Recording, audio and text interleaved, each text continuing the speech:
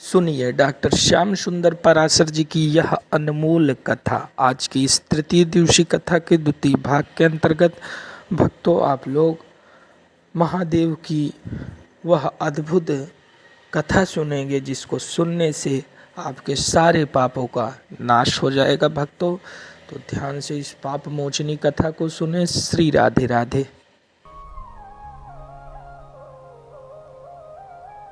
निमंत्रण का मतलब है आपको आना है, प्रसाद पाना है, हमारे यहां रहना है। निमंत्रण का मतलब है भोजन करना ही करना है और आना आपका पक्का है, आना ही पड़ेगा, उसको निमंत्रण कहते हैं। और आमंत्रण का मतलब है फुर्सत हो तो आ जाओ, फुर्सत ना हो तो कोई बात नहीं, वो आमंत्रण है। आमंत्रण का मतलब आओ, देख जाओ, सम्मिलित हो जाओ, भोजन करो, कोई जरूरी नहीं है,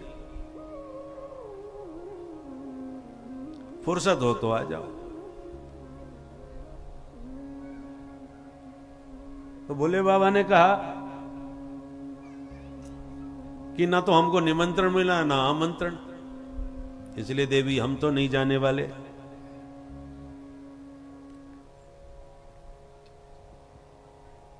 तो सती जी ने कहा वैसे ऐसा हो नहीं सकता कि आपको आमंत्रण निमंत्रण कुछ ना मिले।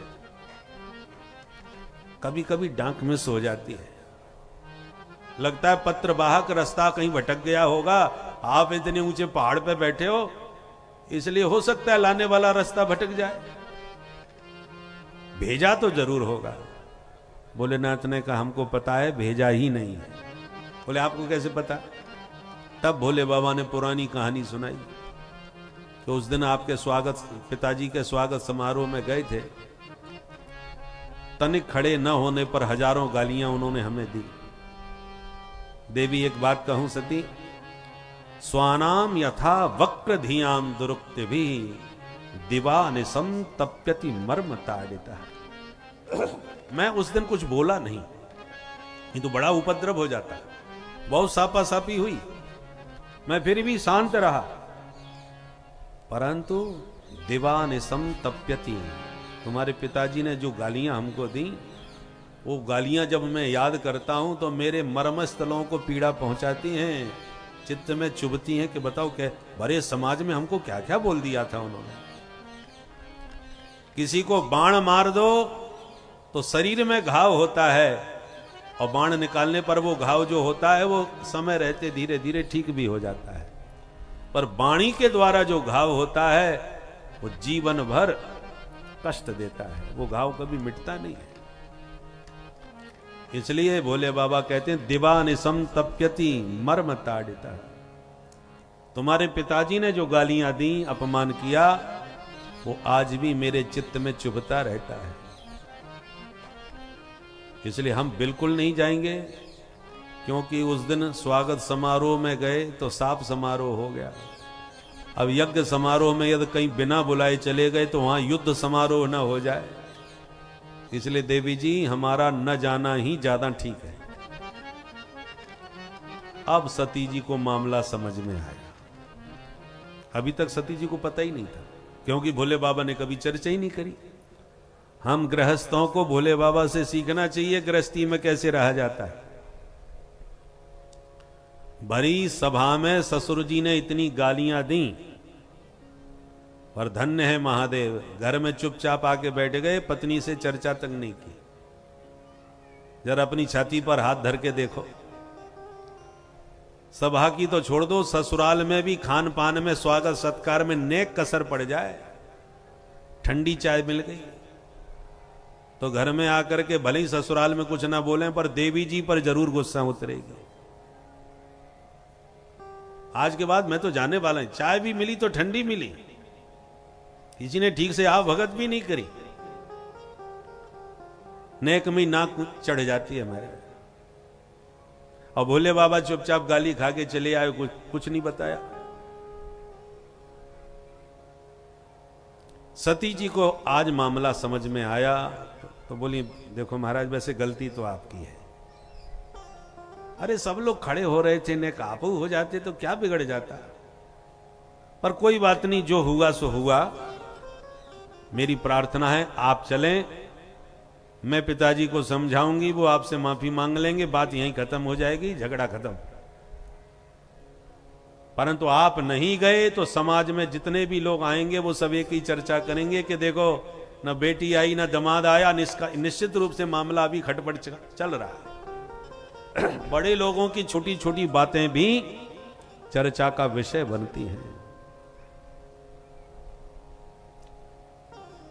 भोले बाबा ने कहा देवी कुछ भी हो जाए अपने राम तो नहीं जाएंगे, पक्का।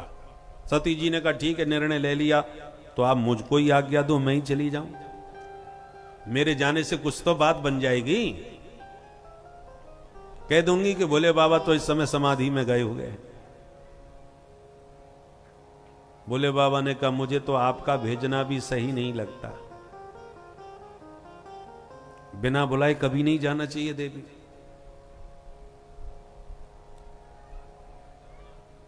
मायके में यदि अपना सम्मान बनाए रखना चाहो तो कभी भी बिना बुलाए मत जाओ। माता पिता भाई भाभी 10 बार आग्रह करके बुलाएं तब जाओगी तो हमेशा मायके में सम्मान तुम्हारा बना रहेगा। और नेक नेक बात पे मायके में भागती फिरोगी तो कोई इज्जत नहीं रहेगी, कोई सम्मान नहीं रहेगा। अब सती जी की आंखें लाल, मायके में जाने से मना कर दो तो भयंकर मूड खराब होता है माताओं का।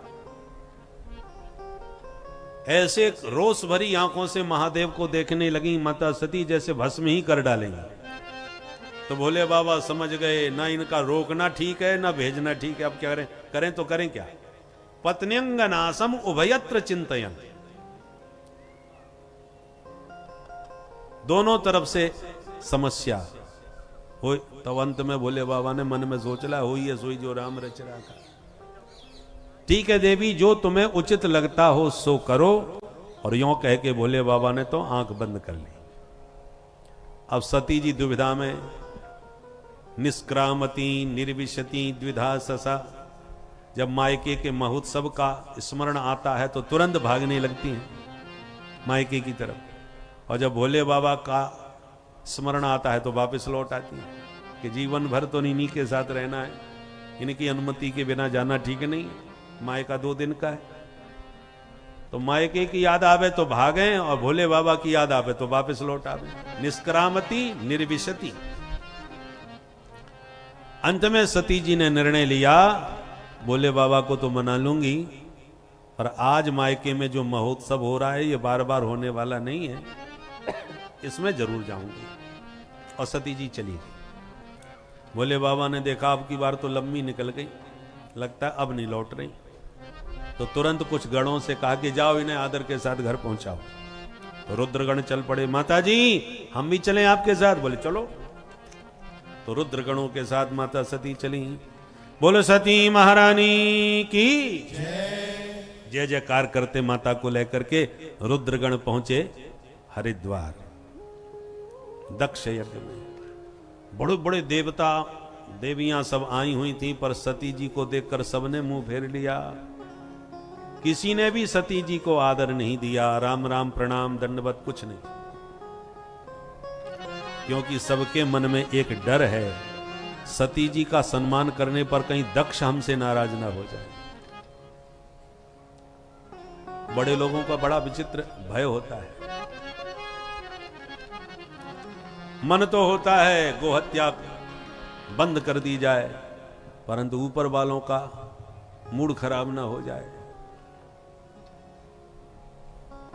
इसलिए बेचारे चाहते हुए भी बहुत से लोग नहीं कर पाते, बेबस हो जाते हैं, बाध्य हो जाते हैं।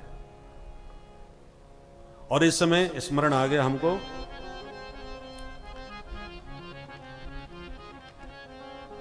गौ माता के सम्मान में बहुत बड़ा एक दिव्य आयोजन किया जा रहा है। और वो आयोजन है, उसका नाम है गौ सम्मान आह्वान अभियान।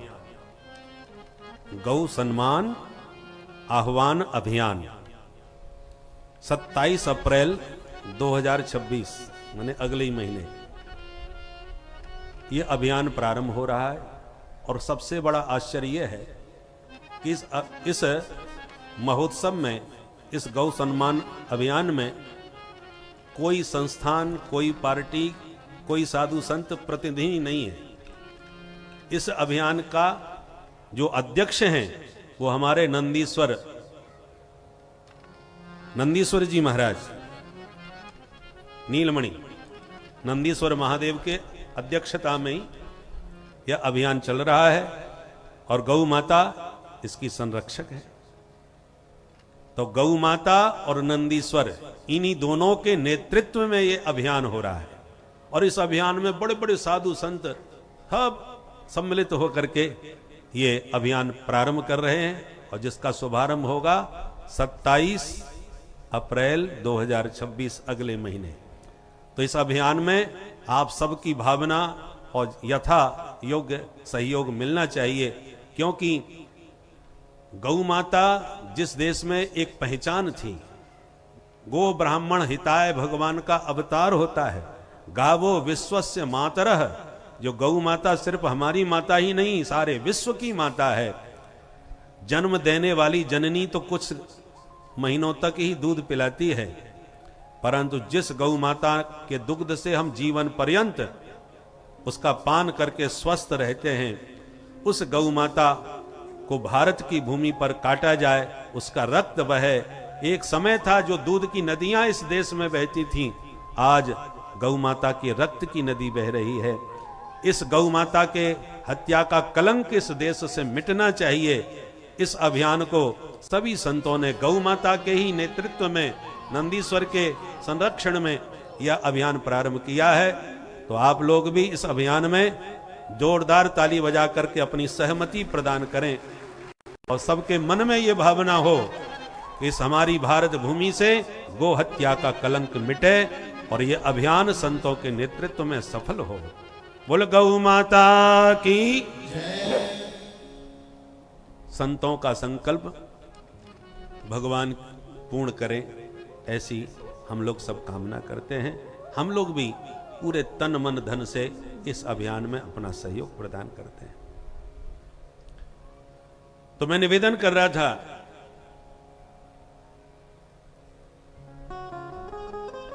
कि डर के मारे बहुत से लोग सही निर्णय नहीं ले पाते। दक्ष प्रजापति है, हमने सती का स्वागत किया तो हमसे कुपित न हो जाएं इस डर के मारे किसी ने भी सती जी से बात नहीं करी, परंतु केवल उनकी माता प्रसूति, उसने जब आती हुई बेटी को देखा तो आनंद में भर गई, दौड़ करके पुत्री को अपने हृदय से लगा लिया। सादर भल ये मिली एक माता, सादर भल ये मिली एक माता, भगनी मिली बहुत मुस्काता, भगनी मिली बहुत मुस्काता, सादर भल ये मिली एक माता, सादर भल ये मिली ओ भल ये मिली, भल ये मिली। मां से मिलकर के सती जी के मन को थोड़ी शांति मिली और जब यज्ञशाला पर दृष्टि घुमाई तो अरुद्र भागम तम अवेक्ष चाध्वरम, यज्ञ में सबका हिस्सा रखा है पर महादेव का कोई नाम निशान नहीं। यह देख करके सती भयंकर क्रोध में भर गई और दक्ष को ललकारने लगी, पिताजी आज मुझे आपसे पिता कहने में लज्जा का अनुभव होता है कि आप शिवद्रोही हैं। महादेव मेरे सर्वस्व हैं और उन महादेव से द्रोह करने वाले से मेरा क्या संबंध है। अरे ये शिव 2 अक्षर का नाम एक बार जिसकी वाणी से निकले उसके जन्मांतर के पाप दग्ध हो जाते हैं। ऐसे महादेव से आपके अतिरिक्त कौन द्रोह करेगा। शिवद्रोही से मैं नाता रखना नहीं चाहती, पर जब तक शरीर है तब तक नाता बना रहेगा। इस नाते को मिटाने के लिए शरीर का ही त्याग कर देती हूं। और सद्य प्रज्ज्वाल समाधि जाग्निना, माता सती ने योगाग्नि में तत्काल अपना शरीर त्याग दिया। वो जैसे ही सती ने शरीर त्यागा, हाहाकार मच गया पूरी यज्ञशाला में। रुद्रगण उपद्रव करके टूट पड़े यज्ञशाला को नष्ट भ्रष्ट करने के लिए। उसी समय यज्ञाचार्य भृगु जी ने ऐसा मंत्र पढ़ दिया, हजारों देव शक्तियां प्रकट हो गईं, जिन्होंने मारपीट के भूतों को भगा दिया। नारद जी ने भाग करके पूरा समाचार महादेव को सुना दिया। माता सती के निधन का समाचार जैसे ही सुना, क्रोध में भर गए महादेव, जटा उखाड़ के पटक दिए। जटा में से वीरभद्र प्रकट हो गए, जिनको आदेश दिया दक्षम स यज्ञम जही, दक्ष को यज्ञ सहित समाप्त कर दो। वीरभद्र चल पड़े, कराल दृष्टो ज्वलदग्नि मूर्धजा, कपाल माली विबदा युधा युध। हजारों भूतों की विशाल सेना उनके पीछे चल पड़ी। इतना भयंकर तूफान आया एक दौड़ने पर कि यज्ञशाला में बैठे देवता सब घबरा के, देखो देखो कैसा तूफान आ रहा है। एक बोला तूफान कहीं कुछ नहीं है, मुझे तो लगता है कहीं डकैती पड़ी है, सो डकैत भाग रहे। एक बोले भैया बड़े बड़े डकैत खत्म हो गए, अब कहां रहे डकैत। और इस समय बड़ा कठोर शासन चल रहा है, इसलिए डकैत तो हो नहीं सकते। जब तक कुछ समझ में आता तब तक तूफान ने घेर लिया। जो भूत प्रेत नजर आए, देवता सब घबराए, जोर से चिल्लाए भागो। वीरभद्र ने कहा पकड़ो, एक न जाने पावे। जिसने भी यज्ञ में भाग लिया है वो भाग लेके यहां से भागेगा, खाली हाथ कोई नहीं जाएगा। टूट पड़े भूत प्रेत, पकड़ लिए सारे देवता, बंधक बना लिए। भृगुम बबंध मणिमान वीरभद्र प्रजापति चंडीशम भूषणम देवम भगम नंदीश्वरो ग्रही। जितने भी देवता आए हो गए थे सबको बंदी बना लिया। और जो उपद्रव मचाया महाराज भूत प्रेतों ने, यज्ञशाला को तहस नहस कर दिया। कोई भंडारे में घुस गए, कोई खीर की कढ़ाई में कूद कूद के हर हर महादेव, पूरा भंडारा चौपट कर दिया। यज्ञाचार्य भृगु जी की दाढ़ी पकड़ के इतना जोर का झटका मारा कि पूरी दाढ़ी उखड़ के हाथ में आ गई। पूषा देवता में इतना जोड़ का मुक्का मारा कि उसकी बत्ती सी टूट के बाहर आ गई। भग देवता की दोनों आंखें नोच डाली और अंत में दक्ष को पटक के मुंडी मरोड़ के सिर उखाड़ करके हवन कुंड में स्वाहा। बोल शंकर भगवान की जय। सारा यज्ञ विध्वंस करके भाग गए। रोते रोते देवता सब ब्रह्मलोक में ब्रह्मा जी के पास गए। हे विधाता, बड़े बड़े यज्ञ देखे पर जिंदगी में ऐसा यज्ञ नहीं देखा। हम तो अपना भाग लेने गए थे महाराज, मिला जुला कुछ नहीं, हमारा ही भाग और चला गया। ब्रह्मा जी ने कहा बिना विचारे जो करे सो पाछे पछताए। यज्ञ में भाग दिया गया था, नारायण को भी दिया गया था, पर महादेव को नहीं मिला तो हम दोनों भी नहीं गए। तो जब हम तीनों वहां पर उपस्थित नहीं थे तो तुम क्यों चले गए भाई? तब देवताओं ने कान पकड़ लिया। अब खाई सो खाई, आगे खाई तो राम दुहाई। सौगंध खाते हैं आज के बाद हम आपके बिना कभी नहीं जाएंगे। महादेव ने कहा जाओ माफी मांग के आओ, महादेव ही तुम्हें क्षमा करेंगे। देवताओं ने कहा वहां बिल्कुल भी नहीं जाएंगे। अरे उन्हीं के गणों ने हमारी दुर्दशा कर दी, आप उन्हीं के पास वापस भेज रहे हो।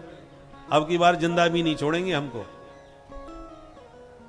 ब्रह्मा जी ने कहा डरो मत, भोलेनाथ आशुतोष हैं, बहुत जल्दी खुश हो जाते हैं, चलो मैं चलता हूं। तब भोले बाबा को मनाने के लिए देवता ब्रह्मा जी को आगे आगे करके लाए। महादेव ने जैसी विधाता ब्रह्मा को देखा तो खड़े होकर प्रणाम किया, आसन दिया। ब्रह्मा जी ने देवताओं को इशारा किया, लगता है मूड बिल्कुल ठीक है, जल्दी से चरण पकड़ो। तो सारे देवता चरणों में गिर के भोले बाबा को मनाने लगे। कर्पूर गौरम करुणावतारम कर्पूर करुणावतारम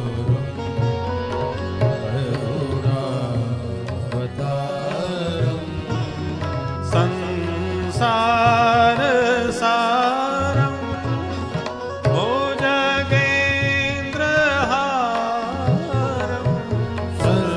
संसार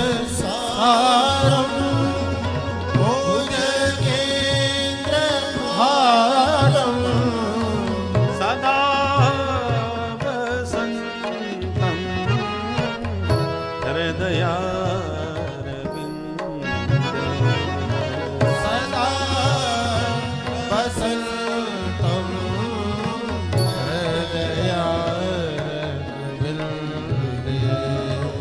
भवं भवानि सहितं नमामि भवं भवानि सहितं नमामि कर्पूरगौ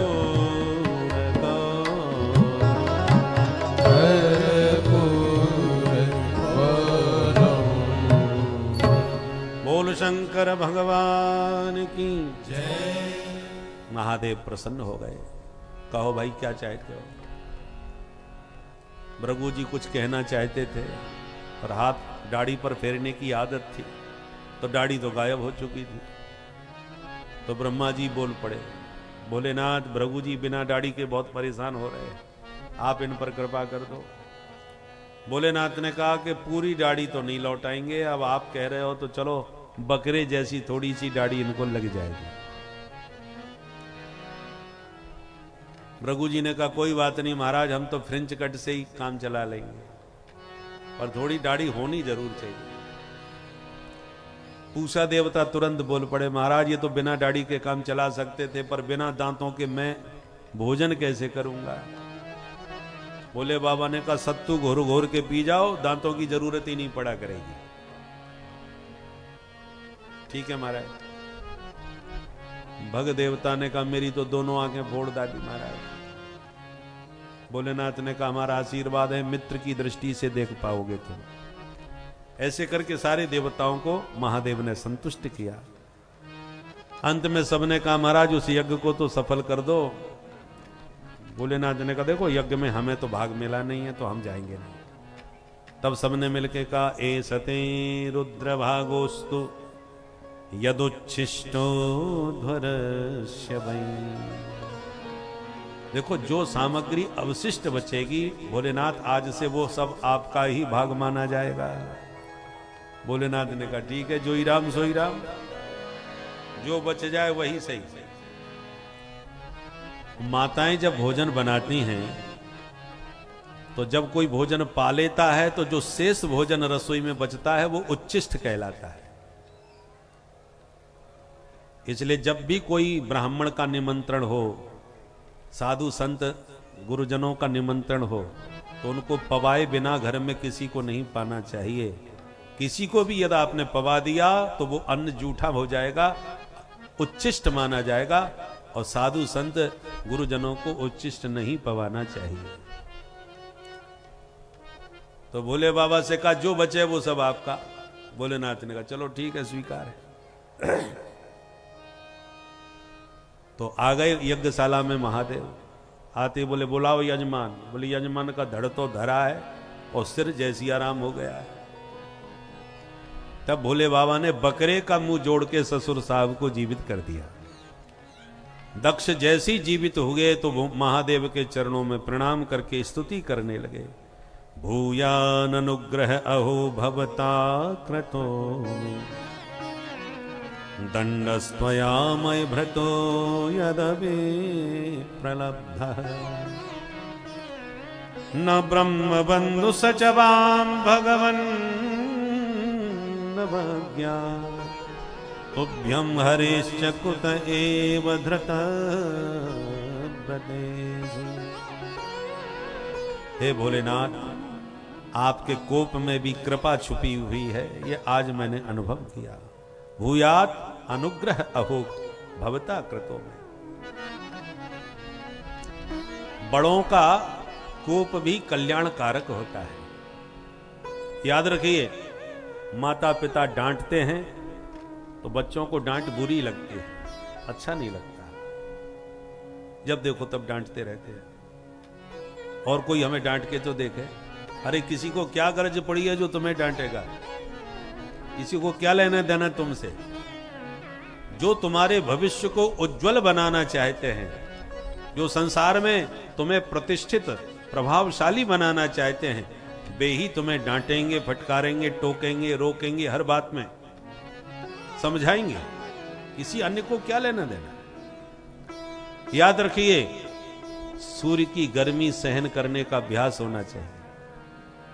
सूर्य और पिता दोनों की गर्मी सहन करना सीख लो, क्योंकि जिस दिन ये दोनों अस्त होते हैं उस दिन इनका महत्व समझ में आता है, क्योंकि जीवन में अंधकार छा जाता है। सूर्य यदि ताप दे रहे हैं तो प्रकाश भी दे रहे हैं तुम्हें। जब सूर्य अस्त होते हैं तो अंधकार ही अंधकार चारों तरफ व्याप्त हो जाता है। उसी प्रकार माता पिता का कोप भी ताप की तरह सहन करना चाहिए संतान को। जब वो नहीं रहते तब उनका महत्व समझ में आता है। बोलो जय सिया राम। जय सिया राम।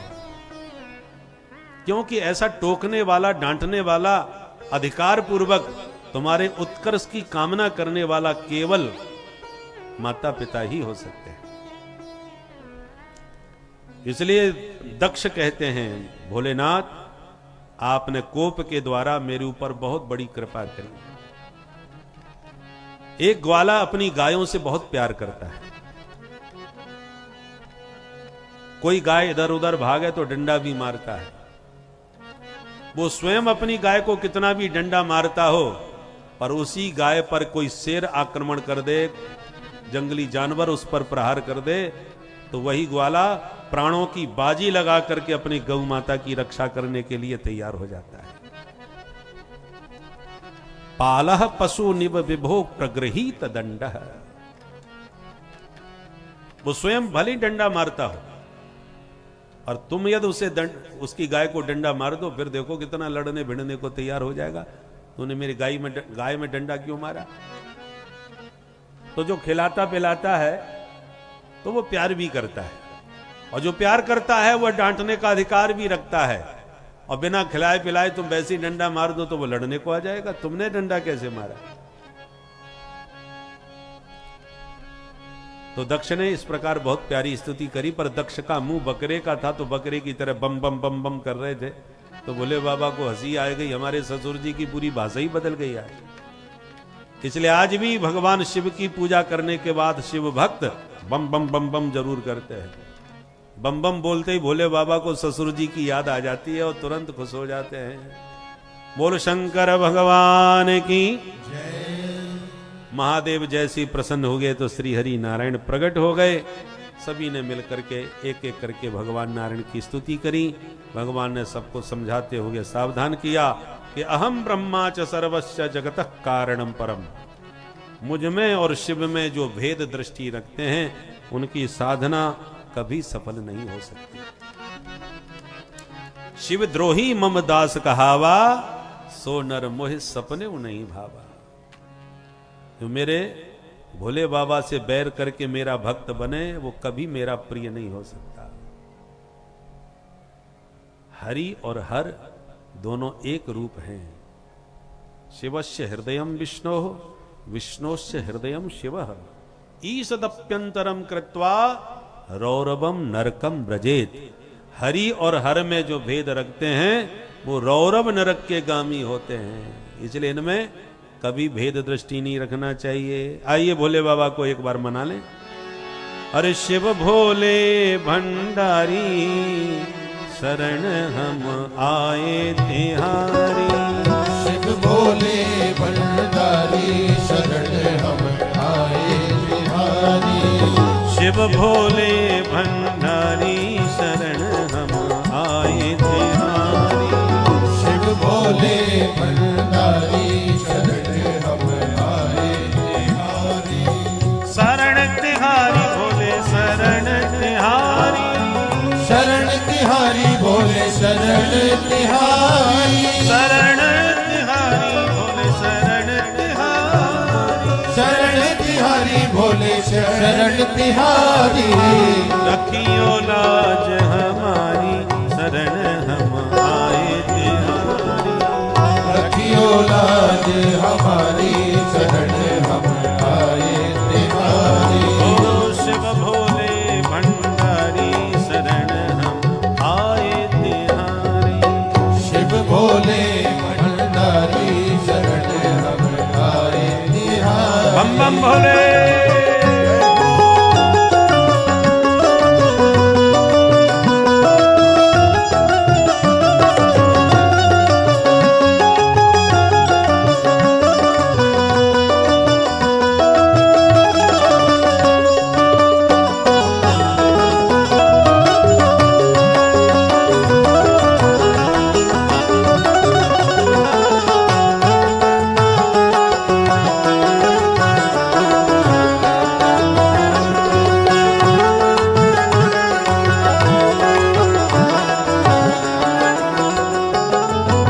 वाम भाग में गौरा विराजे, वाम भाग में गौरा विराजे, गौरा विराजे प्रभु गौरा विराजे, गौरा विराजे मेरे गौरा विराजे। शंकर डमरूधारी, शंकर डमरूधारी शरण हम आए तुम्हारी। ओ शंकर डमरूधारी शरण हम आए तिहारी। ओ रखियो लाज हमारी शरण हम आए तिहारी। रखियो लाज हमारी शरण हम आए तिहारी।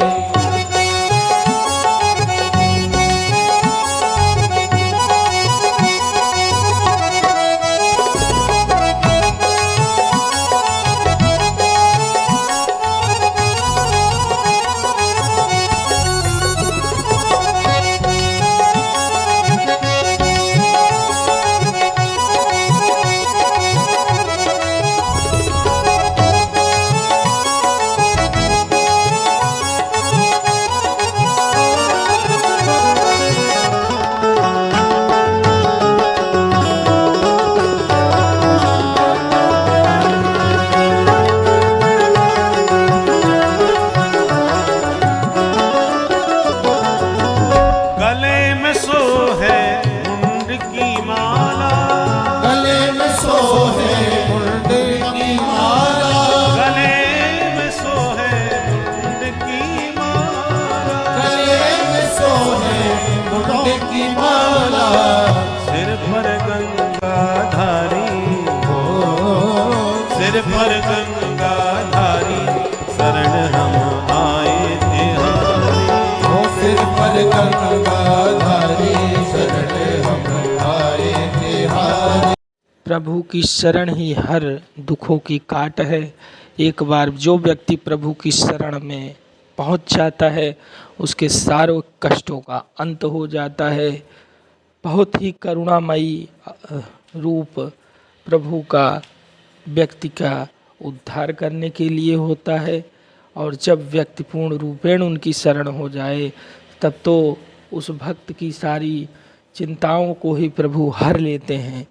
इसीलिए मन को प्रभु की भक्ति में लगाते रहिए, बार बार प्रभु का नाम कीर्तन करते रहिए। आपके जीवन में जब भी कोई समस्या आए तो उसका एकमात्र उपाय यही है कि आप प्रभु का नाम लेना शुरू कर दीजिए। लेते रहिए जब तक कि आपकी वह समस्या दूर न हो जाए।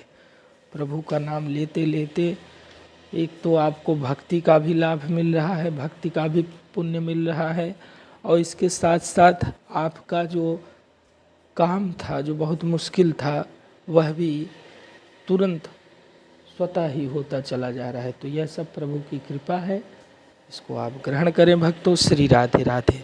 के साथ तपस्या करके अंत में महादेव को पति रूप में पुनः प्राप्त कर लिया। मैत्री जी कहते हैं, विदुर जी हमने तुम्हें मनु महाराज की तीनों बेटियों के बारे में बता दिया, आकुति, देवहूति और प्रसूति। अब दो बेटा हैं, प्रियव्रत और उत्तानपाद। तो पहले उत्तानपाद का चरित्र सुने। जाये उत्तानपादस्य सुनीति सुरुचिस्तयो, सुरुचि प्रेयसी पत्न्यो नेतरा यत्सुतो ध्रुव। महाराज उत्तानपाद की दो रानियां हैं, सुनीति और सुरुचि। पर छोटी रानी सुरुचि जब से आई उसने सबसे पहले सुनीति को घर से निकाला, बड़ी रानी को, और उसके प्रेम में महाराज ने बड़ी रानी को घर से अलग निवास स्थान दे दिया। दोनों रानियों से एक एक बेटा, बड़ी रानी सुनीति का बेटा ध्रुव और छोटी रानी सुरुचि का बेटा उत्तम। पर सुरुचि प्रेयसी, बड़ी रानी की अपेक्षा छोटी रानी से बहुत प्रेम करते थे महाराज उत्तानपाद। विचार करके देखो तो हम भी सब उत्तानपाद ही हैं। क्यों? उत ऊर्ध्व पादौ यस्य, जिसके ऊपर पैर हो।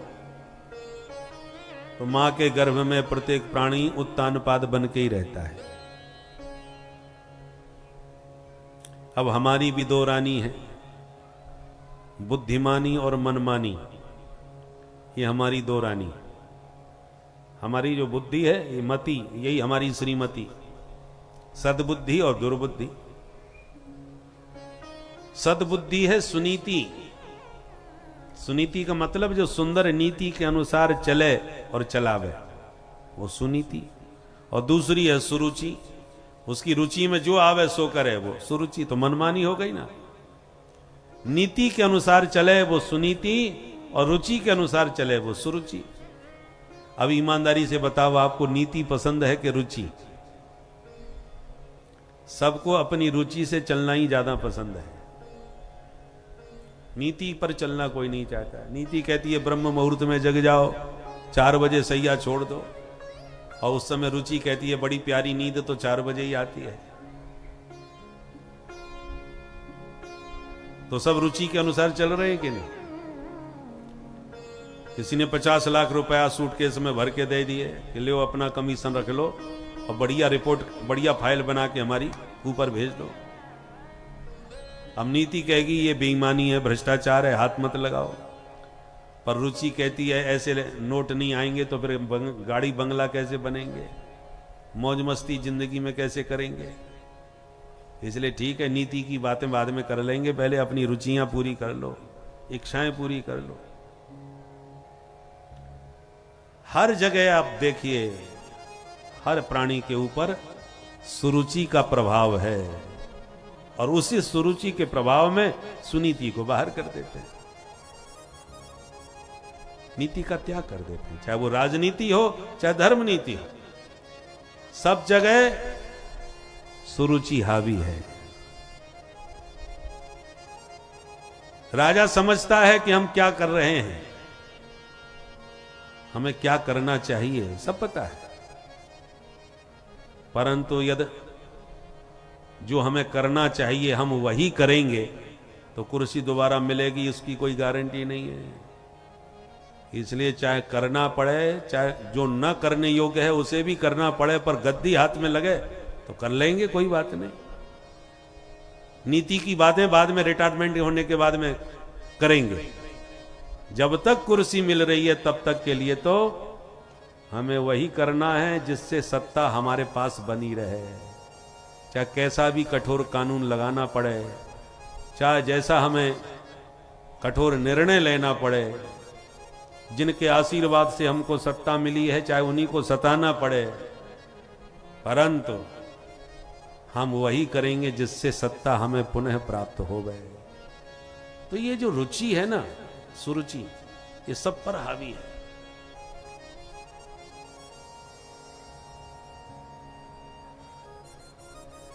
हम लोगों के जीवन में यही स्थिति है। पर याद रखिए, सुरुचि को कुछ समय के लिए तो लगा कि राजा मेरे बस में है और सत्ता मेरे हाथ में है, और सुनीति को थोड़ा कष्ट उठाना पड़ा, कष्ट संघर्ष करना पड़ा, किंतु अंत में सुनीति का बेटा ही ध्रुव तारा बना। 36,000 वर्ष लोक में भी राज्य किया और देह त्याग के बाद परलोक में भी ध्रुव तारा बना, आज तक चमक रहा है। मतलब क्या हुआ? जो अपने सिद्धांतों से समझौता नहीं करते, जो नीति के अनुसार सत्य के पथ पर चलते हैं दृढ़ता के साथ, वो लोक में भी प्रतिष्ठा प्राप्त करते हैं और परलोक में भी उनका परम स्थान प्राप्त होता है। मरने के बाद भी वो समाज में जीवित रहते हैं। कीर्तिर यस्य सजीवती, जिसकी कीर्ति श्रद्धा के साथ गाई जाए, प्रेम से लोग जिसे याद करें, वो सदा समाज में जीवित रहता है। बेईमान भ्रष्टाचारियों को कोई याद नहीं करता। नाम लेते समय लोग मुंह बिगाड़ते, वो महाभ्रष्ट था, महाबेईमान था। और समाज में आज भी चाहे वो शासन और प्रशासन में कुछ एक अपवाद होता है जिसका लोग नाम श्रद्धा के साथ लेते हैं कि भाई इन भ्रष्टाचारों की भीड़ में एक सदाचारी, एक नियम से चलने वाला राष्ट्रभक्त है। कोई तो होता है जो अपनी अलग पहचान बना के चलता है। इसी देश में एक ऐसा भी स्वतंत्र भारत में प्रधानमंत्री हुआ कि प्रधानमंत्री पद पर रहने के बाद भी बैंक से लिया हुआ मात्र 26,000 का कर्जा चुकता नहीं कर पाया। याद है? वो इस देश का लाल कौन? लाल बहादुर शास्त्री जी महाराज। देश के इतने ऊंचे सर्वोच्च पद पर पहुंच करके भी लोगों के तो विधायक भी बन जाएं, क्या सरपंच भी बन जाएं तो बंगले तन जाते हैं। प्रधानमंत्री का पद तो बहुत बड़ा है। वो 26,000 का कर्जा नहीं चुका पाए।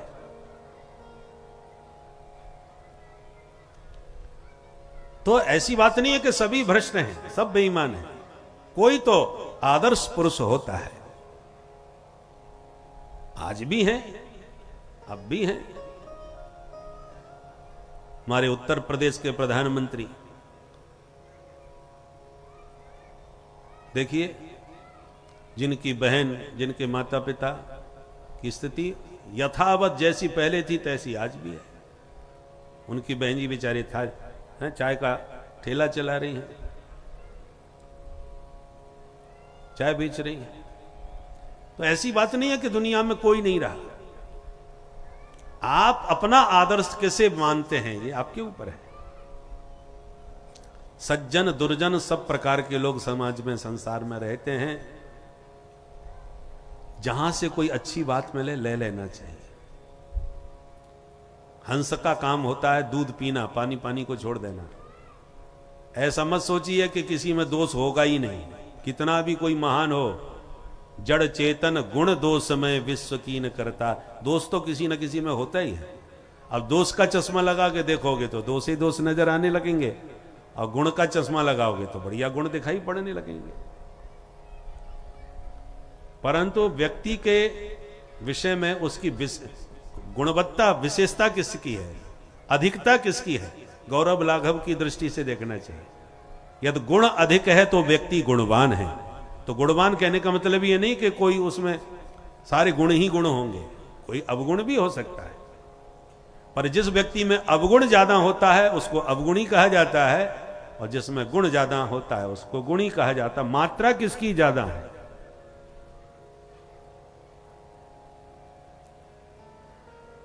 तो उत्तानपाद सुरुचि के प्रेम में सुनीति का त्याग कर दिए।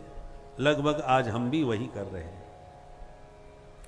ध्रुव जी ने कई बार अपनी माताजी से पिताजी के बारे में पूछा, पर मां बेचारी क्या बताए, प्रसंग टाल देती है। एक दिन मित्रों से चर्चा करी तो मित्र ध्रुव जी को लेकर सीधे पिताजी के पास ही पहुंच गए। परिचय देके जब प्रणाम पिता को किया तो प्रमुदित होकर के पिता ने, उत्तानपाद ने ध्रुव को गोदी में उठा लिया, बड़ा लाड़ प्यार किया, मेरा बेटा है। और यह दृश्य जब सौतेली मां ने देखा तो सुरुचि ने हाथ पकड़ के ध्रुव जी को गोद से नीचे उतार दिया। खबरदार, हिम्मत कैसे पड़ गई, सिंहासन पर जाके महाराज की गोद में बैठ गया। ध्रुव जी बोले, अभी अभी मेरा भैया उत्तम भी तो वहीं बैठा था। सुरुचि ने कहा, अच्छा तो तू मेरे बेटे की बराबरी करेगा? अन्य स्त्री गर्भ समृतम, एक अभागिन स्त्री से पैदा होकर के तू इतने ऊंचे स्वप्न देखने लगा। याद रख ध्रुव, इस सिंहासन पर बैठने के लिए पहले तपस्या कर और भगवान से वरदान मांग कि तेरा जन्म मेरे पेट से हो गए, मेरा बेटा बनेगा तभी सिंहासन तुझे मिलेगा। जब ऐसे वाक्य कहे तो बड़े क्रोध में भर गए ध्रुव जी, और 5 वर्ष की उम्र, क्या कर पाते, रोते रोते घर आ गए। मां को सारी बात बताई। सुनीति के हृदय पर बहुत वज्रपात हुआ, फिर भी मन के भाव छुपा गई और बेटे को समझाने लगी, देखो बेटा, गुण दोष से संसार बना हुआ है। तूने मुझसे कई बार पिताजी के बारे में पूछा, मैं बता नहीं पाई, और धन्य है बेटा तुम्हारी सौतेली मां जिसने जगत पिता के बारे में आज तुझे बता दिया। जिन पिता की गोद में तुम बैठे थे अभी, उन्होंने तो उतार दिया, पर जिस जगत पिता के बारे में तुम्हारी सौतेली मां ने बताया था बेटा, उन परम पिता की गोद में एक बार बैठ गए तो कभी जीवन में उतरना ही नहीं पड़ेगा। इसलिए बहुत अच्छी बात तुम्हारी सौतेली मां ने कहा, तुम्हें परम पिता को पाना चाहिए। ध्रुव जी ने कहा, वो पिताजी से तो मिल लिया, वो परम पिता कहां मिलेंगे? मां ने कहा, बेटा उनके मिलने का कोई एक स्थान थोड़ी है, वो तो कण कण में सब जगह है। ध्रुव जी को बात जच गई और रात में ही चुपचाप घर छोड़ के निकल गए। घनघोर जंगल में जब पहुंचे तो नारद जी मिल गए। बेटा कहां जा रहे हो? प्रणाम करके बोले, जगत पिता से मिलने जा रहा हूं। अरे जगत पिता की याद कैसे आ गई? तो पूरी कहानी सुना दी। नारद जी समझ गए घायल है, तो समझाने लगे, देखो बेटा, जिस जगत पिता की तुम बात कर रहे हो ना, उनको पाना इतना सरल नहीं है जितना तुम समझ रहे हो। चलो जंगल में हम दिखाते हैं। हजारों बाबा बैरागी बैठे हैं, ध्यान लगा के, समाधि लगा के, कोई ऊपर लटके पड़े हैं, कोई धूनी लगाए खड़े हैं। सारा जीवन बीत गया, एक झलक नहीं पाए। तू 5 साल का बच्चा क्या पाएगा? इसलिए बेटा, नवत देखो, मुनयः पदवीं यस्य निसंगे नूरु जन्म भी न विदुर मृगयंतोपि तीव्र योग समाधिना। बड़े बड़े सिद्ध संत नहीं समझ पाए, तुम क्या पाओगे? मेरी बात मानो, तुम्हारी अभी तुम्हारा बचपना है, खेलने खाने की उम्र है, कहां झंझट में पड़ते हो? ध्रुव जी बोले, सुनो महाराज, यदि उस परम पिता को पाने का रास्ता आता हो तो बताओ, नहीं आप अपनी रास्ता जाओ, मुझे अपनी रास्ता जाने दो। मैं लौटने वाला तो बिल्कुल नहीं, क्षत्रिय बालक हूं, जो कदम आगे बढ़ाया उसे फिर पीछे हटाने वाला नहीं। नारद जी समझ गए, अहो तेज क्षत्रियाणाम, अद्भुत है बालक में तेज, संकल्पों का सुदृढ़ता। तुरंत खुश होके बोले, बेटा हमें विश्वास है तुम्हें भगवान मिलेंगे, हम तुम्हें मंत्र देते हैं, इसका जाप करो। कान में 12 मंत्र फूंक दिया। मंत्र का अर्थ होता है मननात् त्रायते, मंत्र को गाया नहीं जाता, मन ही मन उसका मनन करना चाहिए। उत्तम जाप वह है कि होठ भी ना हिले, जीव भी ना हिले, केवल मन से ही उस मंत्र का चिंतन करें, वो सर्वोत्तम जाप होता है। दूसरे नंबर का वह है कि भीतर ही भीतर जीभ हिला रहे हैं, होठ हिला रहे हैं और जप रहे हैं। और तीसरे नंबर का होता है कि मन में गुनगुना भी जा रहे हैं, आवाज भी आ रही है। तो मंत्र का गायन, आजकल तो मंत्र का कीर्तन होने लगा है। सबसे ज्यादा गायत्री मंत्र, जो मंत्रों का राजा है। अरे ब्राह्मण भी जब वेद पाठ करते हैं, अभिषेक रुद्राभिषेक करते हैं, तो गायत्री मंत्र के आने पर सब व्याहृतियों का प्रयोग करते हैं, मुंह से नहीं बोलते, मौन हो जाते हैं सभी ब्राह्मण, आपने देखा होगा। उसके आगे फिर चालू करते हैं। और आजकल बच्चों को सबसे पहले माताएं गायत्री मंत्र रटाना चालू करते हैं। अरे गायत्री मंत्र पढ़ने का ब्राह्मणों को भी अधिकार नहीं है जब तक जनेऊ ना हो जाए, इतना महत्वपूर्ण मंत्र है। और बच्चों को माताएं सब उसी को रटाना चालू कर देते हैं। अरे भाई कीर्तन बढ़िया करवाओ, हरे कृष्ण हरे राम का महामंत्र उसको रटाओ, अच्छी बात है। ये गायत्री मंत्र तो आजकल तो घंटी बजाओ तो घर में गायत्री मंत्र बजता है। मंत्र की विडंबना कर, ऐसा नहीं होना चाहिए। गायत्री मंत्र प्लेट पर लिख करके रिक्शा में लटकाए घूमो, ये मंत्र का अनादर है। मंत्र मौन हो करके मन में ही जपना चाहिए, तब मंत्र। फलई मंत्र जब करई दुराऊ, मंत्र गोपनीय होना चाहिए, उसी से बना है मंत्रणा। मंत्रणा माइक में नहीं की जाती है, गुप्त मीटिंग होती है तभी मंत्रणा सफल होती है। माइक में मंत्रणा होगी तो वो मंत्रणा रह जाएगी, वो तो सार्वजनिक हो जाएगी, सबको पता चल जाएगा। गोपनीयम प्रयत्नता।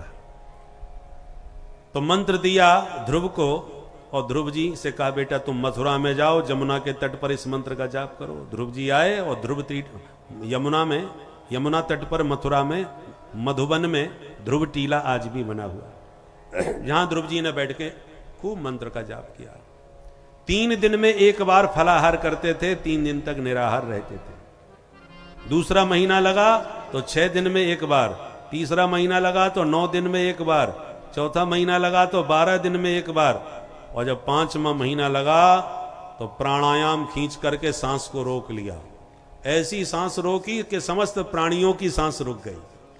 देवताओं में हाहाकार मच गया, प्रभु बचाओ, हम सबकी सांस रुकी। भगवान बोले कोई मत घबराओ। शंख चक्र गदा पद्म लेकर के मधुबन में भगवान प्रकट हो गए, और ध्रुव जी आंखें ही नहीं खोल रहे। तब भगवान ने ध्रुव जी को जिस छवि का दर्शन हृदय में हो रहा था उसको तिरोहित कर दिया, गायब। जैसे ही हृदय से हरि अदृश्य हो गए, तब ध्रुव जी ने हड़बड़ा के नेत्र खोले।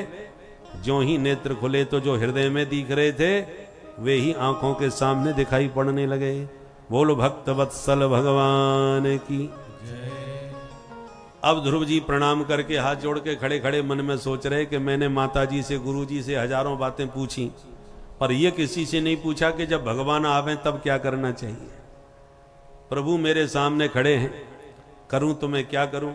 पूजा पाठ करने के लिए कोई सामग्री नहीं है, स्तुति करने के लिए मैं कुछ पढ़ा लिखा हूं नहीं, क्या बोलूं?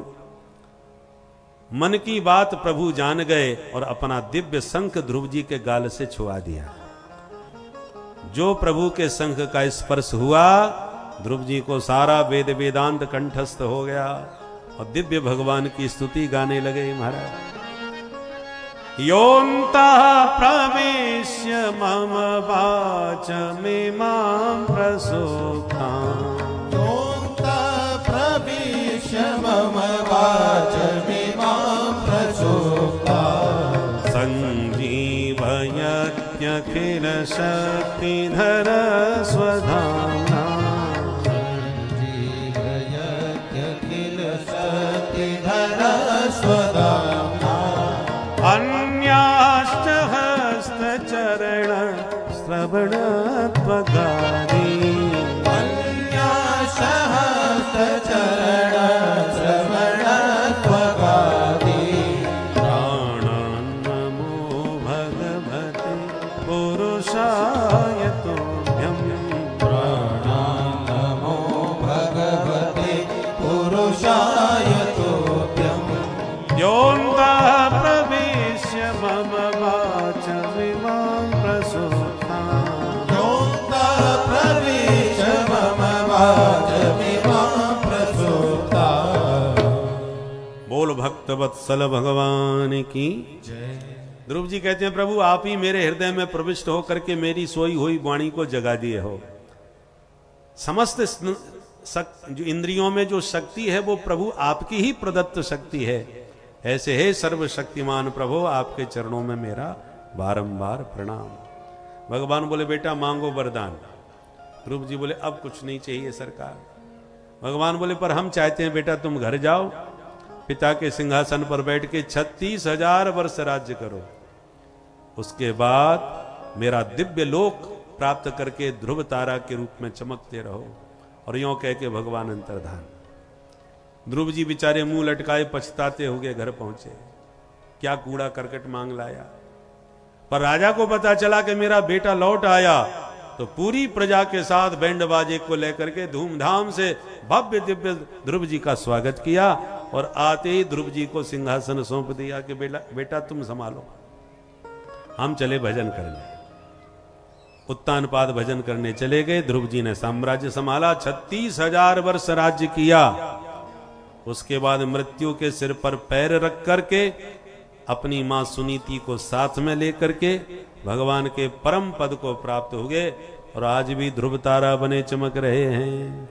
ध्रुव सगलानि जप्यो हरि नाम, ध्रुव सगलानि जप्यो हरि नाम, पावा अचल अनुपम ठाम, पावा अचल अनुपम ठाम, पावा अचल अनुपम ठाम, पावा अचल अनुपम ठाम, ध्रुव सगलानि जप्यो हरि नाम, ध्रुव सगलानि जप्यो सगलानि जप्यो। सगलानि जप्यो। ग्लानि बस घर से निकले ध्रुव जी हरि भजन करते करते हरिधाम को प्राप्त हो गए। इन्हीं ध्रुव जी के पवित्र वंश में राजा अंग हुए। अंग बड़े धर्मात्मा पर बेटा महानालायक, जिसका नाम था बैन। बैन जब राजा बना तो उसने सनातन धर्म पर ही बैन लगा दिया। न यष्टव्यम न दातव्यम न होतव्यम दुजा क्वचित। मेरे राज्य में कोई पूजा पाठ नहीं करेगा, कोई यज्ञानुष्ठान नहीं करेगा, क्योंकि भगवान नहीं होते, ये सब कोरी कल्पना है। संतों ने सत्याग्रह किया, समझाने का प्रयास किया, पर संतों से ऊटपटांग बोलने लगा। कौन है ईश्वर? किसने देखा भगवान को? जो दिखाई नहीं पड़ता उसे पूछते हो?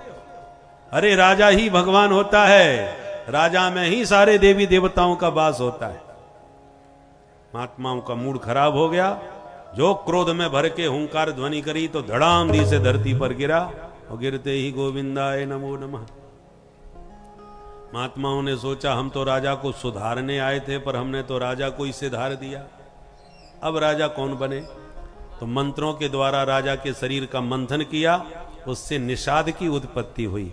दोबारा मंथन किया तो भगवान पृथु के रूप में प्रकट हो गए। बोल पृथु भगवान की। सब संतों ने मिलकर पृथु भगवान को सत्ता सौंपी। पृथु महाराज ने धर्मानुकूल शासन चलाया, चारों तरफ धर्म की ध्वजा फहराने लगे। साधु संत सुखी हो गए। एक दिन प्रजा ने प्रार्थना करी, महाराज बहुत मेहनत करने पर भी कुछ फसल पैदा नहीं हो रही। तो पृथु महाराज ने पृथ्वी को डांट दिया। पृथ्वी ने फिर भी नहीं सुनी तो क्रोध आ गया। वसुधे त्वाम वधिष्यामि, हरि वसुंधरा मैं तेरा वध कर दूंगा। तब पृथ्वी कांप उठी और प्रकट होकर के बोली, महाराज मेरा स्वभाव है, जब धर्म निरपेक्ष राज्य होता है तो मैं अपने सारे रत्नों को गर्भ में छुपा लेती हूं, और जब धर्मात्मा का राज्य होता है तब सारे रत्न अपने गर्भ से प्रकट कर देती हूं। आप मेरा दोहन कर लीजिए। तब गाय बन करके भूदेवी प्रकट हुई और पृथु महाराज ने सारे रत्नों को पृथ्वी से प्रकट किया और फिर चारों तरफ धर्म की ध्वजा लहराने लगी। 100 यज्ञ इन्होंने कर डाले। इंद्र घबरा गए, घोड़ा चुरा के भाग गए। इंद्र को पर क्रोध आ गया पृथु महाराज को। ब्राह्मणों ने कहा क्रोध मत करो, हम ऐसा मंत्र पढ़ेंगे कि इंद्र को ही हवन में स्वाहा। अच्छा तो पढ़ दो। जो मंत्र पढ़ा इंद्र खिंचे चले आए। तुरंत ब्रह्मा जी ने प्रकट होके कहा, ए भाई ब्राह्मण देवताओं, इंद्र को ही स्वाहा कर डालोगे क्या? ऐसा गजब न करो। पृथु महाराज से को समझाया कि इसको माफ करो। तब पृथु महाराज ने इंद्र को क्षमा किया, यज्ञ को भी संपन्न किया। भगवान प्रकट होकर के बोले, मांगो वरदान पृथु। तो पृथु महाराज ने कहा, प्रभु यही वरदान दीजिए कि 10,000 कान हो जाएं। 10,000 कान क्या करोगे? पूरे शरीर में कान ही कान नजर आएंगे, कुरूप नहीं हो जाओगे? पृथु महाराज ने कहा, महाराज 10,000 कान का मतलब ये थोड़ी है 10,000 कान अलग अलग लगाओ। अरे बल्ब लगाने का केंद्र एक ही होता है, चाहे 0 वाट का लगा दो, चाहे 500 वाट का, चाहे 1000 वाट का। वाट बढ़ जाएगा तो प्रकाश बढ़ जाएगा। इन्हीं कानों में 10,000 कानों के सुनने की सामर्थ्य आ जाए कि कहीं भी आपकी कथा हो रही हो, मैं घर बैठी सुनता रहूं। भगवान की कथा के इतने प्रेमी थे पृथु महाराज कि कथा सुनने के लिए 10,000 कान मांग लिए। और हम लोगों के कान दूसरों की निंदा सुनने के लिए लगे रहते हैं। किसी की चुगली हो रही हो तो कान लगा के सुनते क्या बोल रहा है, किसकी बात हो रही है। प्रशंसा में कोई रुचि नहीं। कोई प्रशंसा करे, अरे साहब वो अमुक व्यक्ति बड़े बहुत ही सज्जन है भाई, उनके बराबर हमने दानी नहीं देखा, इतना दान उन्होंने किया, इतना पूजा पाठ करते हैं, तो ये सब सुनने में कोई रुचि नहीं होगी। अरे भैया दुनिया में एक से एक दानी पड़े हैं, तुम किसके चर्चा किए करे जा रहे हो? तुमने दुनिया देखी ही कहाँ, कूप मंडू को बाहर निकल के देखो कैसे कैसे दानी मानी पड़े हुए। तो प्रशंसा में हमारी कोई रुचि नहीं होती। और किसी की निंदा हो रही है, अरे वो बाबा जी बड़े खतरनाक निकले भैया, गुप्त गुरु हैं, देखने की दाढ़ी है, पेट के तो काले हैं, पता है उन्होंने कितना बड़ा कांड कर दिया। सुई कान खड़े हो जाएंगे, क्या हुआ, क्या किया, किसने किया। माने दूसरों की निंदा सुनने के लिए 10,000 कान भी कम पड़ जाएंगे हम लोगों के। ऐसे चोगलखोरों की भी वंदना की है हमारे गोस्वामी जी महाराज ने रामचरितमानस में। पुनि प्रणवं पृथुराज समाना, पुनि प्रणवं पृथुराज समाना, पर अघ सुनहि सहस 10 काना, पर अघ सुनहि सहस 10 काना, पुनि प्रणवं पृथुराज समाना, पुनि प्रणवं पृथुराज समाना, पृथुराज समाना, पृथुराज समाना। बोल पृथु भगवान की जय। तो इन पृथु महाराज ने धर्म की प्रतिष्ठा करी। इन्हीं पृथु महाराज के वंश में राजा प्राचीन वरही हुए। ये बड़े भारी कर्मकांडी थे, बड़े बड़े यज्ञ करते थे, पर यज्ञों में पशुओं की बलि चढ़ाते थे। एक दिन नारद जी ने इनको डांटा कि राजन तुम हिंसा करते हो, पशुओं की बलि चढ़ा रहे हो। प्राचीन वरही ने कहा गुरुदेव शास्त्र का ऐसा विधान है, अमुक यज्ञ में अमुक पशु की बलि चढ़ानी चाहिए, शास्त्र कहते हैं तो हम चढ़ाते हैं। नारद जी बोले गलत, जो शास्त्र अहिंसा को महत्व देता हो वो हिंसा की आज्ञा क्यों देगा भाई। परोक्षवाद वेदोयम, शास्त्र भी परोक्षवादी होते हैं। वेदों के वचन सबकी समझ में नहीं आते, वो कहते कुछ है मतलब कुछ और ही होता है। जैसे बच्चा बीमार पड़ गया और दवा के नाम से भागता है और डॉक्टर ने कहा ये दवा पिलानी पड़ेगी, थोड़ी कड़वी जरूर है पर जल्दी ठीक हो जाएगा। तो माँ बच्चे को पुचकार के बड़े लाड़ प्यार से दवा पिलाती है और बच्चा दवा के नाम से मुंह बिगाड़ के भागता है। तो माँ कहती है देख बेटा मैंने तेरे लिए बहुत बढ़िया चॉकलेट मंगवाई है, बहुत गजब की। तो बच्चे के मुंह में चॉकलेट के नाम पर पानी आ गया।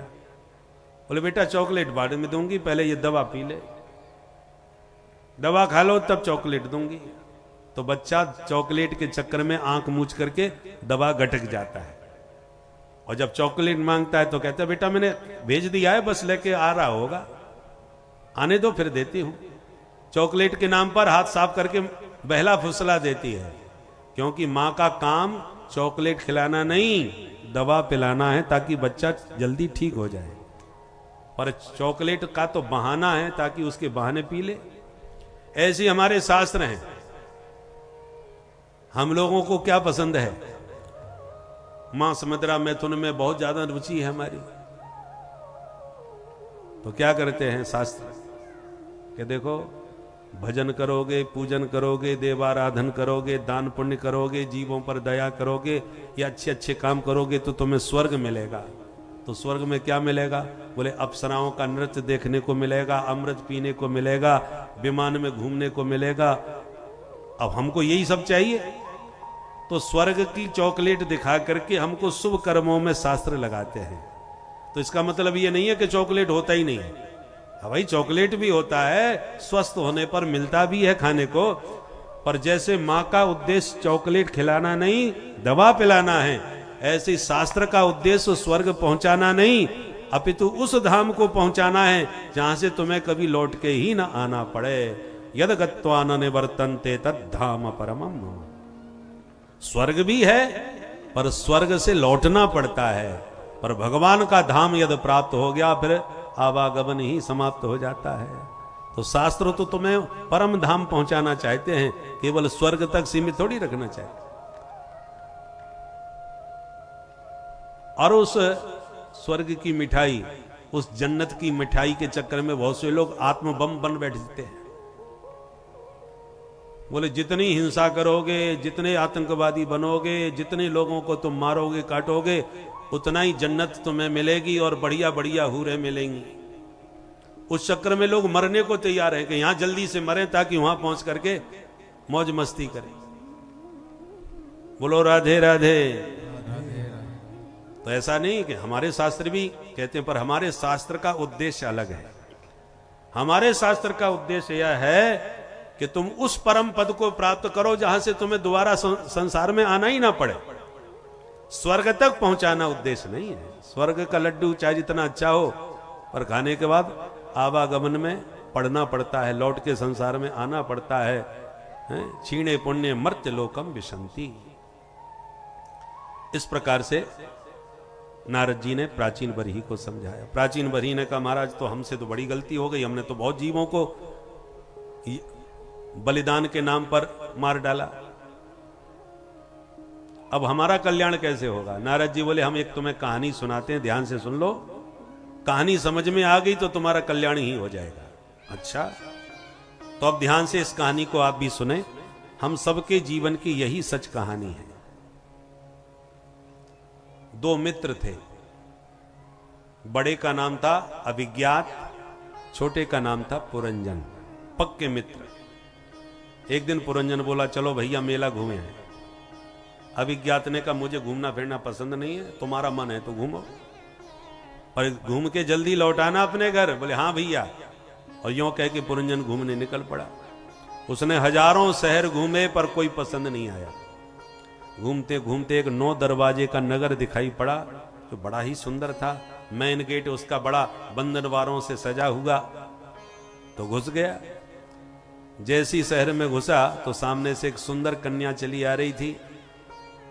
5 सैनिक दाईं तरफ और 5 सैनिक बाईं तरफ, दोनों तरफ उसके दाएं बाएं 5-5 सैनिक खड़े थे, और एक सेनापति उसके संग में जा रहा था, और 5 फन का नाग उसके आगे आगे चल रहा था। तो पुरंजन ने देखा कि भाई ये तो कोई इस शहर की मालकिन मालूम पड़ती है। इस संसार को यदि एक समान भाव से देखा जाए तो यही देखने को मिलता है कि इस संसार में सुख दुख दिन और रात की तरह आते रहते हैं मानव जीवन में। एक बार सुख आएगा तो एक बार दुख, यह सुख दुख लगा रहता है। किंतु यदि व्यक्ति भक्ति की तरफ थोड़ा बढ़ जाता है तो इसके उतार चढ़ाव में एक तरह से मान के चलिए समतलीकरण आता है। जैसे स्थिर होने पर पानी में लहरें कम हो जाती हैं, उसी प्रकार से जब आपका जीवन प्रभु की भक्ति से स्थिर हो जाएगा तो आपके जीवन में ये जो सुख और दुख रूपी लहरें हैं ये स्थिर हो जाएगी, और एक सामान्य अवस्था आती है जिसको आनंद की अवस्था, शांत की अवस्था कहते हैं। घर में शांति, परिवार में शांति, समाज में शांति, और चारों तरफ शांति ही शांति होती है। जब आप बहुत सुख की तरफ दौड़ेंगे तो दुख आपको मिलेगा उसके बाद। तो इसीलिए इन लहरों से बचना चाहिए जीवन में। लहरों से बचकर अपने मन को, अपने जीवन को शांत रूप में बनाएं, जिससे आप आनंद के अवस्था को प्राप्त कर सके। भक्तों, श्री राधे राधे। उम्र बढ़ती जा रही थी। एक दिन रोती हुई चंडवेग नाम के गंधर्वों के राजा के पास गई और बोली, भैया मैं जीवन में बहुत दुखी हूं। क्या कष्ट है? बोले, हमसे कोई विवाह नहीं कर रहा, 30 साल की हो गई। तो कहा, देवी जी बुरा मत मानना, भगवान ने तुम्हारी शकल पे ऐसे 12 बजाए हैं कि संसार का कोई भी पुरुष राजी राजी तो तुमसे विवाह कभी नहीं करेगा। तो रोती हुई बोली, भैया तो क्या मैं जिंदगी भर बहन जी बन के ही घूमूंगी, मेरा कभी विवाह नहीं होगा। तो चंडवेग को दया आ गई, अच्छा बहन जी एक काम करो, हम तुम्हें कुछ सेना देते हैं अपनी। मेरी सेना में स्त्रियां भी हैं, और मेरी एक सैन्य टुकड़ी में आधी स्त्रियां और आधे पुरुष। स्त्रियां सब काली और पुरुष सब गोरे हैं। ये टुकड़ी मैंने तुम्हें सौंप दी, तुम मेरी सेना को लेके जाओ, और जो पुरुष भा जाए उसी से जबरदस्ती विवाह कर लो, क्योंकि वो तो राजी होगा नहीं तुमसे विवाह करने को, तुम्हें ही जबरदस्ती विवाह करना पड़ेगा। परंतु जब तुम्हारे पास शक्ति होगी, ताकत होगी, तो लोगों को राजी नहीं तो क्या राजी, विवाह तो करना पड़ेगा। ठीक है भैया, खुश हो गई, और सेना साथ में लेके चल पड़ी। और घूमते फिरते उसकी दृष्टि पुरंजन के ऊपर पड़ी, पसंद आ गए। सेना को हुक्म दिया, पकड़ के लाओ, मैं इसी से विवाह करूंगी। अब सेना ने हमला कर दिया पुरंजन के नगर पर। पुरंजन के पास तो केवल 11 सैनिक, और इस जरा देवी के साथ थे 720 सैनिक। जब हमला हुआ तो इतना जबरदस्त हुआ कि पुरंजन के सैनिक सब मारे गए। 5 पन का नाग भी घायल होकर के भाग गया। जब कोई रक्षक नहीं रहा तो जरा की सेना घुस गई महलों के भीतर और पकड़ लिया पुरंजन। पुरंजन के महल पर हमला हो गया। पुरंजन को पता ही नहीं, वो पुरंजनी के साथ मस्त पड़े। पता कब चला, जब सेना भीतर घुस आई और बंदी बना लिया। और जब बंदी बना लिया तब रोना चालू किया, छाती पीट पीट के, हे भगवान मैं बर्बाद हो गया, मैं लुट गया, अब मेरा जो होगा सो होगा, पर मेरे बिना मेरी पत्नी कैसे रहेगी, वो तो मेरे बिना पानी तक नहीं पीती, मुझसे कितना प्रेम करती है। छाती पीट पीट के पत्नी की याद में पुरंजन ने रोते रोते प्राण त्याग दिए। अंत्य यामति सागति, जिसको याद करके मरोगे वही बनोगे। तो स्त्री को याद कर करके मरा तो अगले जन्म में ये भी स्त्री बन के पैदा हो गया, स्त्री शरीर मिला। मलयध्वज नाम के राजा से इसका विवाह हुआ और इसके बच्चे भी हुए। एक दिन युद्ध करते करते मलयध्वज परम गति को प्राप्त हो गए, मारे गए। तो अपने पति को गोद में लेकर के पतिव्रता बन करके ये सती होने के लिए पुरंजन बैठ गया। अब पुराना मित्र समझ गया कि मेरा मित्र भटक गया, मुझे ही खोज के लाना पड़ेगा, वो तो आने वाला है नहीं। तो ब्राह्मण का वेश बना के अभिज्ञात आया, तो उसने सती होते पुरंजन को पहचान लिया। तो हंसता हुआ बोला, मित्र किसके साथ सत्ता हो रहे हो, ये क्या कर रहे हो? पुरंजन बोला, तुझे शर्म नहीं आती? मैं एक पतिव्रता नारी पति के साथ सती होने जा रही और तू मेरे को मित्र बोल रहा है? अरे मैंने किसी पुरुष को मित्र नहीं बनाया था आज तक, तू मेरा मित्र कहां से आ गया भाई? तब अभिज्ञात हंसता हुआ बोला, मुझे पहचान भी नहीं पा रहा, याद कर, मैं तेरा मित्र अभिज्ञात, तू मेरा मित्र पुरंजन। घूमने निकला था, मैंने तुझे सावधान किया था कि जल्दी आना, तू भूल गया मेरे को? जब बचपन के कई प्रसंग याद दिलाए तब पुरंजन को सब कुछ याद आ गया। पहचानते ही दोनों मित्र एक दूसरे के गले मिले, लौट